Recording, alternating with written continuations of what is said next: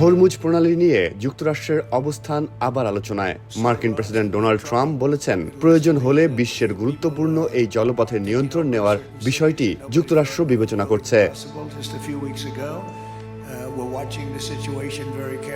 10 March CBS নিউজকে দেওয়া এক ফোন সাক্ষাৎকারে ট্রাম্প জানান, ইরানের সঙ্গে চলমান যুদ্ধ প্রায় শেষের দিকে।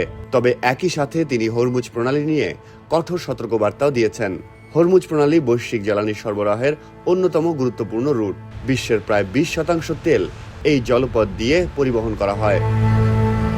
সাম্প্রতিক সংঘাতে এই পথে বাণিজ্যিক জাহাজ চলাচল অনেকটাই ধীর হয়ে গেছে বলে জানা গেছে।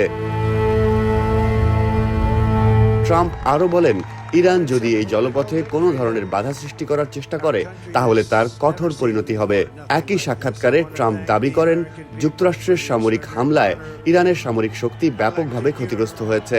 তার মতে, ইরানের নৌবাহিনী, বিমান বাহিনী প্রায় অকার্যকর হয়ে পড়েছে। তবে ইরান এখনো পর্যন্ত প্রণালীটি বন্ধ করে দেয়নি। তবে দেশটি হুমকি দিয়ে বলেছে, যুক্তরাষ্ট্র বা ইসরায়েলের কোনো তেলের ট্যাঙ্কার এই পথ দিয়ে চলাচলের চেষ্টা করলে সেটিতে তারা হামলা চালাবে।